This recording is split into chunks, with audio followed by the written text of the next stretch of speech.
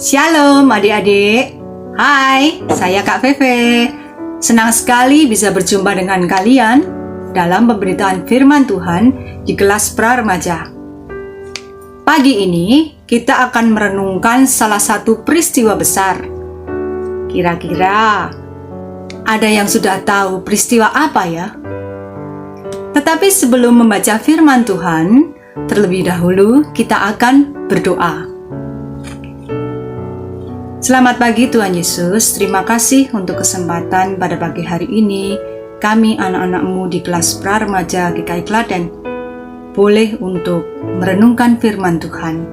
Kiranya Tuhan sertai dengan Roh Kudus-Mu sehingga anak-anak-Mu dapat memahami firman Tuhan dan dapat melaksanakan firman tersebut dalam kehidupan kami. Terima kasih Tuhan Yesus, hanya di dalam nama-Mu kami berdoa. Amin. Tema pada pagi ini adalah benar. Yesus adalah Tuhan. Mari kita buka Alkitab kita di bacaan Markus 9 ayat 2 sampai dengan 13. 6 hari kemudian, Yesus membawa Petrus, Yakobus, dan Yohanes, dan bersama-sama dengan mereka ia naik ke sebuah gunung yang tinggi. Di situ mereka sendirian saja. Lalu Yesus berubah rupa di depan mata mereka, dan pakaiannya sangat putih berkilat-kilat. Tidak ada seorang pun di dunia ini yang dapat menelantang pakaian seperti itu. Maka nampaklah kepada mereka Elia bersama dengan Musa, keduanya sedang berbicara dengan Yesus. Kata Petrus kepada Yesus, "Rabi, betapa bahagianya kami berada di tempat ini. Baiklah kami dirikan 3 kemah, satu untuk engkau, satu untuk Musa, dan satu untuk Elia." Ia berkata demikian sebab tidak tahu apa yang harus dikatakannya, karena mereka sangat ketakutan. Maka datanglah awan menaungi mereka, dan dari dalam awan itu terdengar suara, "Inilah anak yang kukasihi, dengarkanlah dia." Dan sekonyong-konyong waktu mereka memandang sekeliling mereka, mereka tidak melihat seorang pun lagi bersama mereka, kecuali Yesus seorang diri.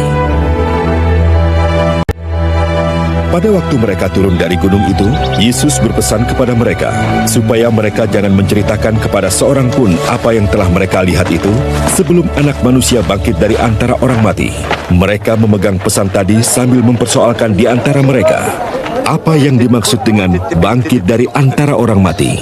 Lalu mereka bertanya kepadanya, mengapa ahli-ahli Taurat berkata bahwa Elia harus datang dahulu?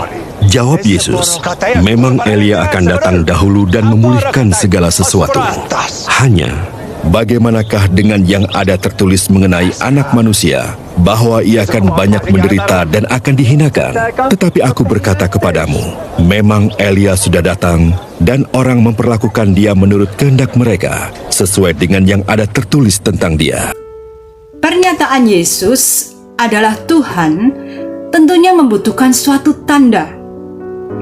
Dalam bacaan tersebut, tanda yang dapat kita temukan adalah Yesus dimuliakan Allah Bapa. Maksudnya bagaimana, Kak?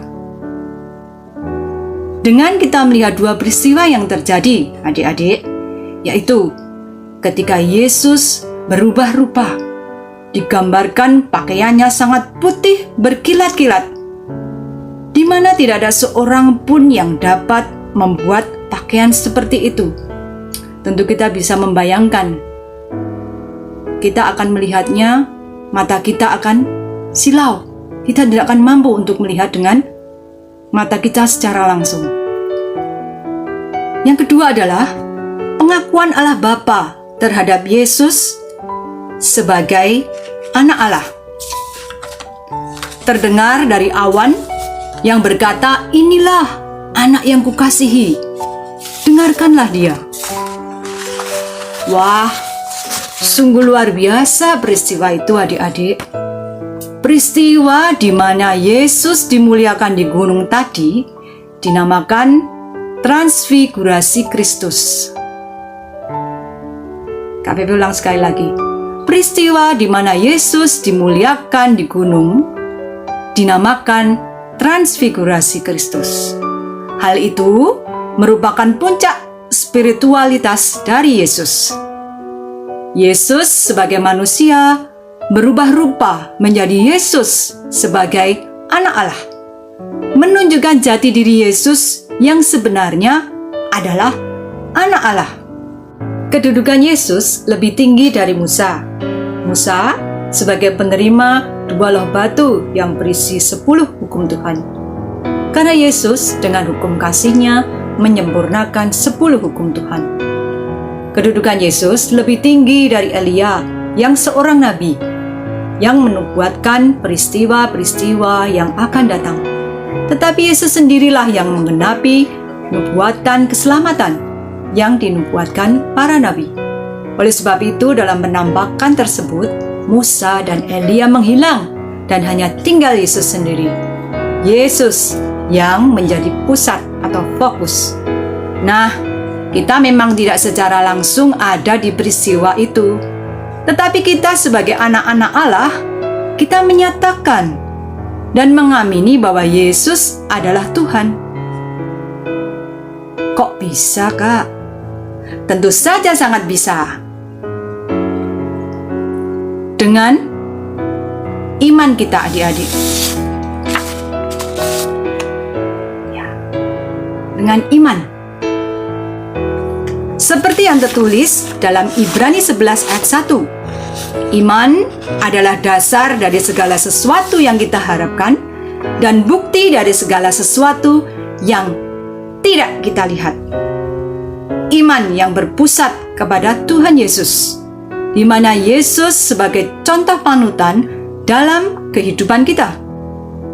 Dengan iman yang bertumbuh dalam Yesus, menghasilkan perbuatan-perbuatan yang benar dan perbuatan yang penuh kasih. Kita juga akan mendapatkan pengakuan diri kita sebagai anak Allah di bumi ini dan kelak di surga. Nah, adik-adik, demikian berkat firman Tuhan pada pagi hari ini. Mari kita tutup dalam doa. Terima kasih Tuhan Yesus, karena Engkau sungguh benar adalah anak Allah yang hidup. Engkau yang menjadi panutan kami dalam kehidupan kami, anak-anak-Mu, sehingga kami dapat menjalani kegiatan kami, kehidupan kami dengan penuh ucapan syukur dan dengan iman yang bertumbuh sebagai anak-anak Allah. Berikan kekuatan ya Tuhan, sehingga kami boleh meneladan Yesus yang menjadi contoh dalam kehidupan kami. Terima kasih Tuhan Yesus, hanya di dalam nama-Mu kami sudah berdoa. Amin. Sampai berjumpa di lain kesempatan adik-adik. Tetap semangat, Tuhan Yesus senantiasa memberkati kalian.